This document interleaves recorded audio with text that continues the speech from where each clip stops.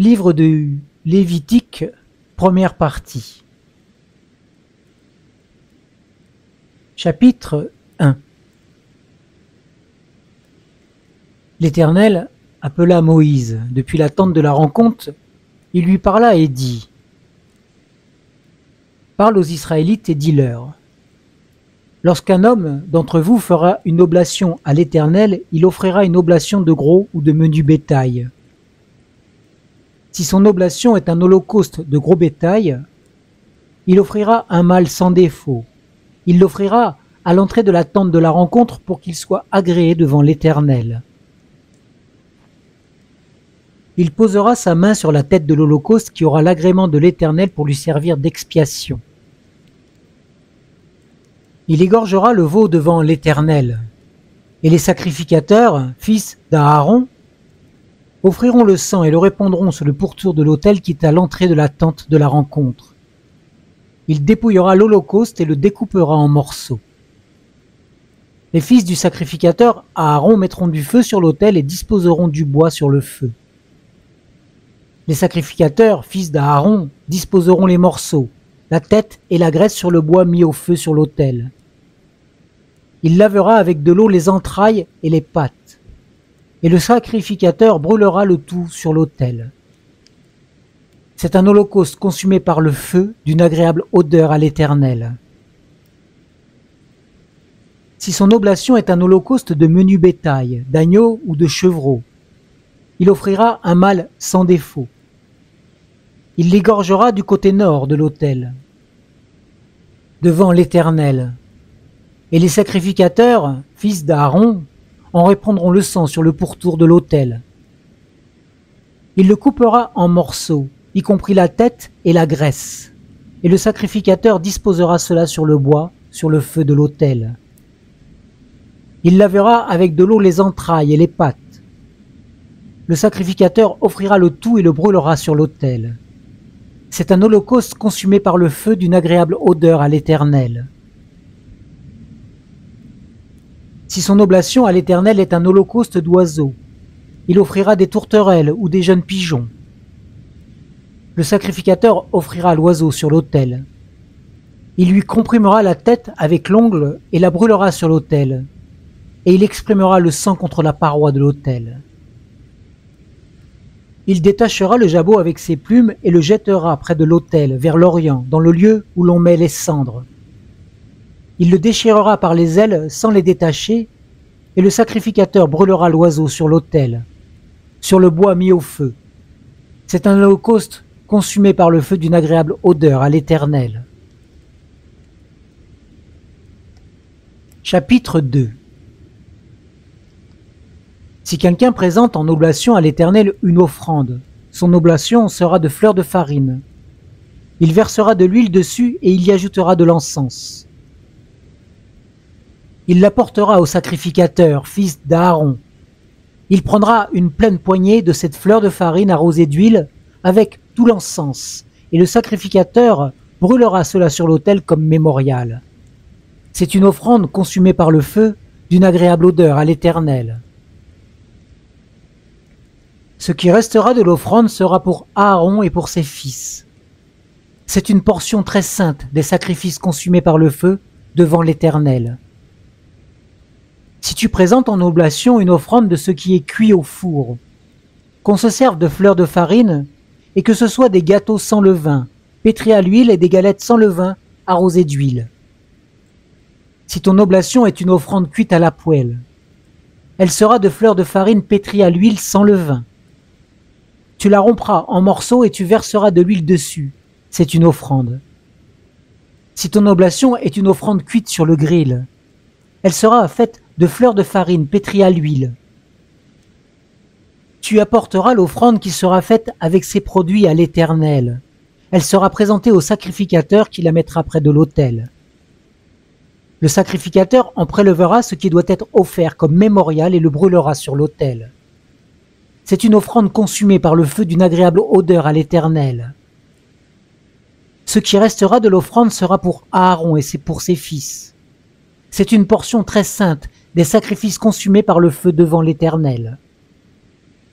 Aucune des offrandes que vous présenterez à l'Éternel ne sera faite avec du levain, car vous ne brûlerez rien qui contienne du levain ou du miel parmi les offrandes consumées par le feu devant l'Éternel.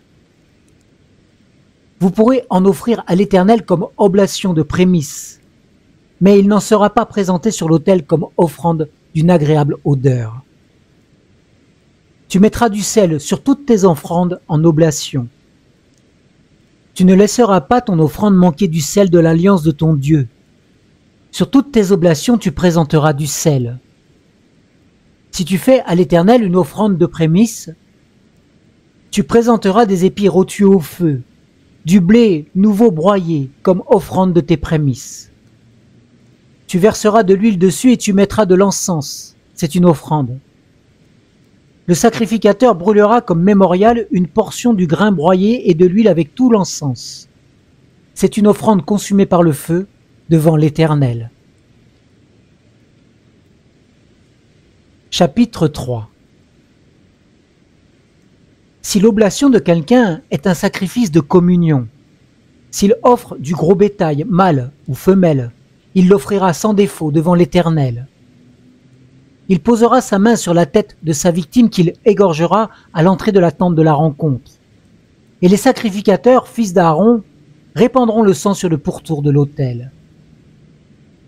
De ce sacrifice de communion, il offrira en sacrifice consumé par le feu devant l'Éternel la graisse qui couvre les entrailles et toute la graisse qui est sur les entrailles, les 2 rognons et la graisse qui les entoure, qui couvre les flancs, et la membrane qui couvre le foie, qu'il détachera près des rognons.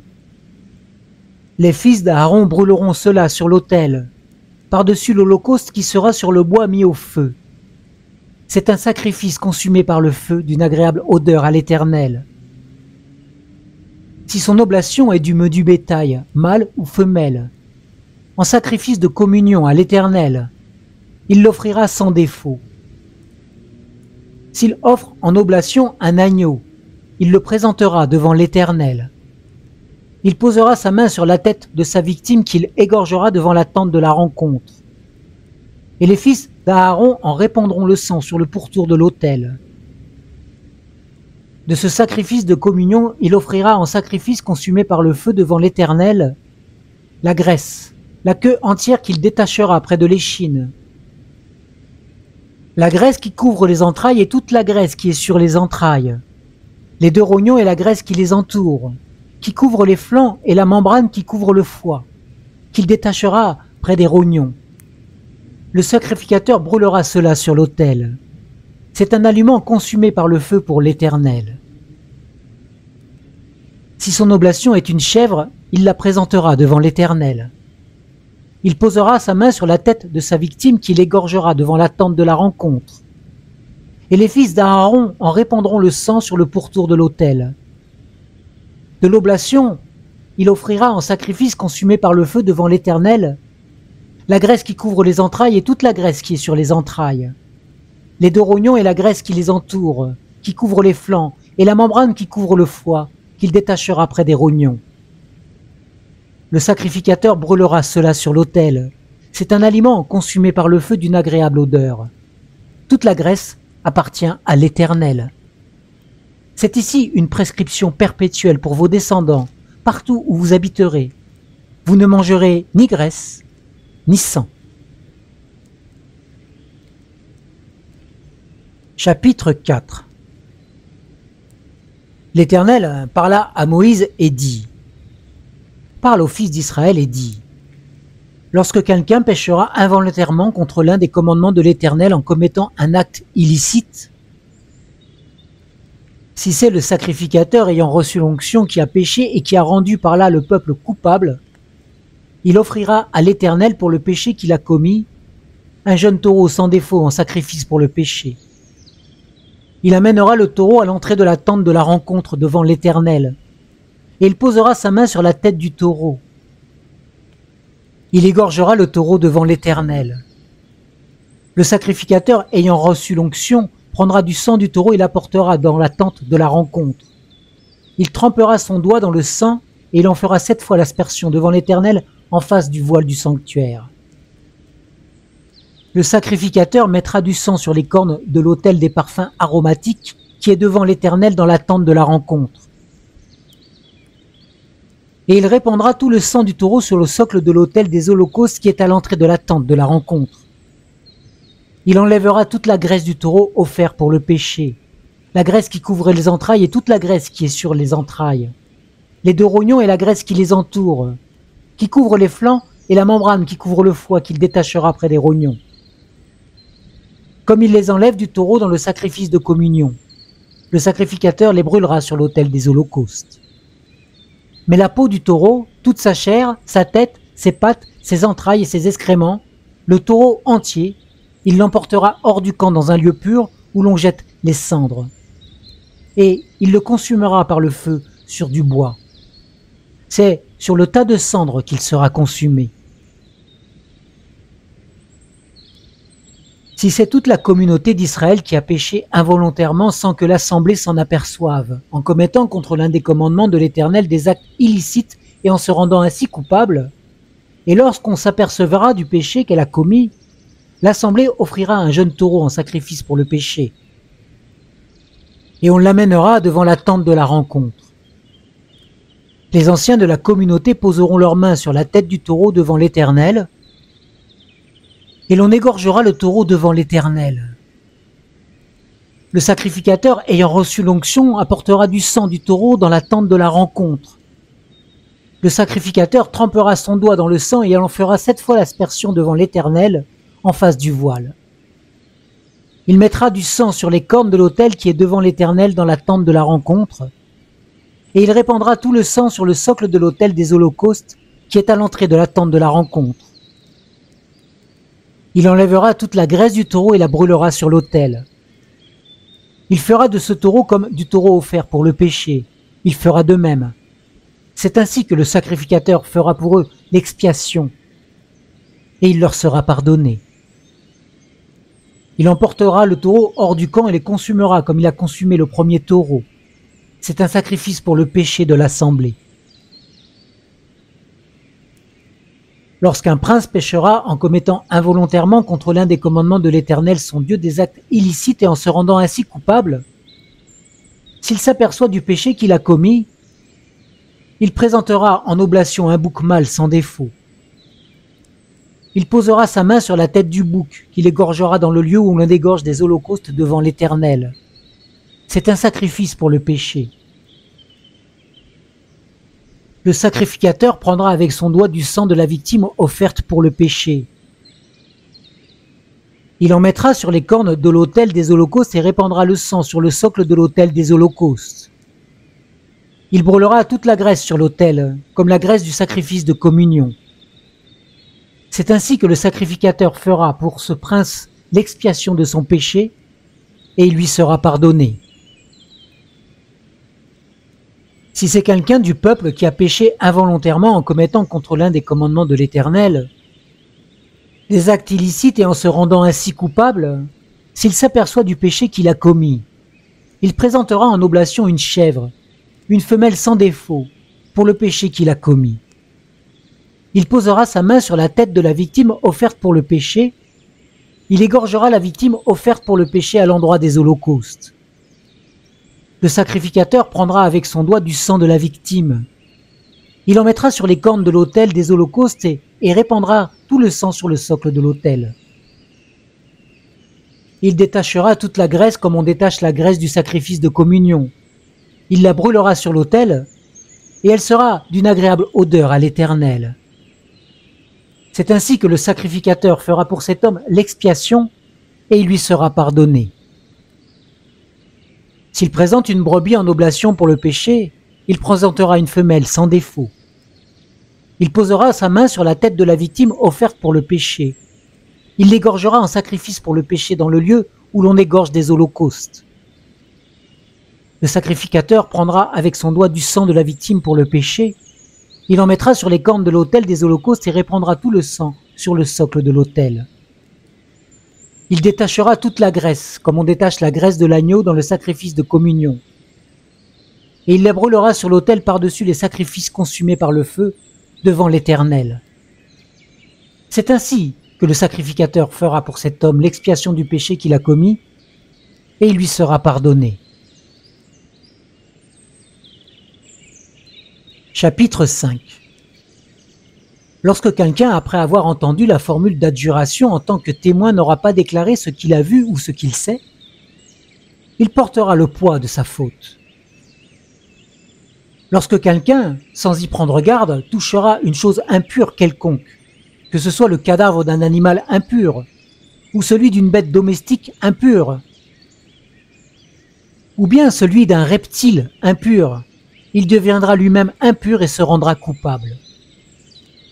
Lorsque, sans y prendre garde, il touchera une souillure humaine dont le contact rend impur, et qu'il s'en aperçoive plus tard, il sera coupable.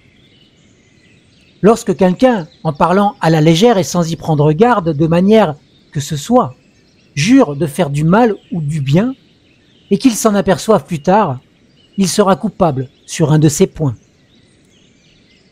Celui donc qui se rendra coupable sur l'un de ces points confessera son péché à ce sujet, puis il présentera, à cause de sa culpabilité envers l'Éternel, pour le péché qu'il a commis, une femelle de menu bétail, une brebis ou une chèvre, comme sacrifice pour le péché.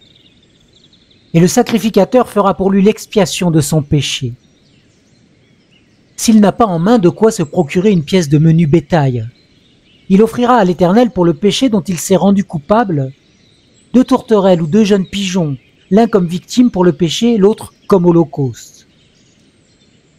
Il apportera au sacrificateur qui offrira d'abord celui qui doit servir de sacrifice pour le péché, et qui lui ouvrira la tête avec l'ongle près de la nuque sans la séparer.